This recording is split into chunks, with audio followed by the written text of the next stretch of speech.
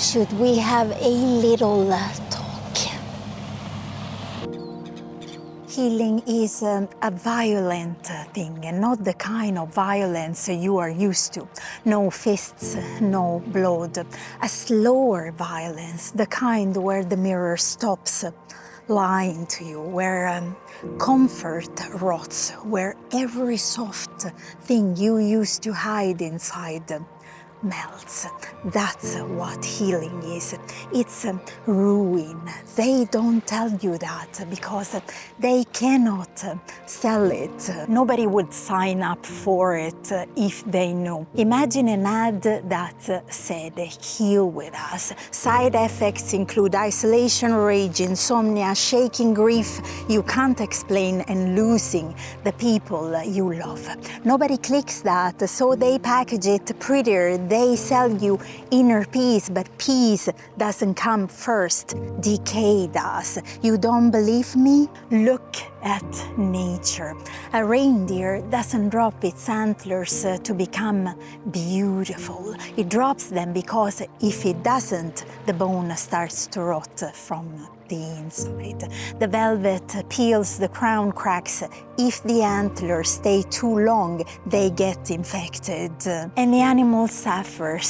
Same with you. There are parts of you that aren't meant to be carried forever. They served a purpose once, but if you hold on to them past their season, they don't protect you anymore. They poison you. You have outgrown the skin of your coping, but tearing it off hurts like hell. That's why you feel worse, because you are alive.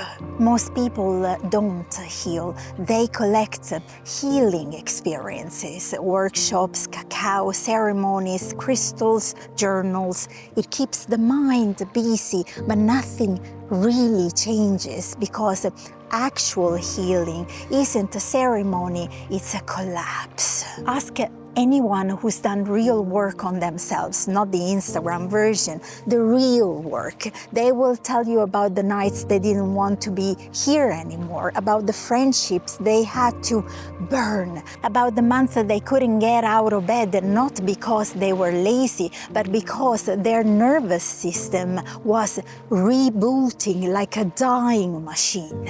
They will tell you how hard it is to stop needing to be liked, how terrifying it is to realize you don't fit the room anymore, how sick it feels to look back on your old life and see it as a costume party you didn't know you were in. Nobody tells you this because it's ugly, because it's honest. Here's the part that's even harder to swallow.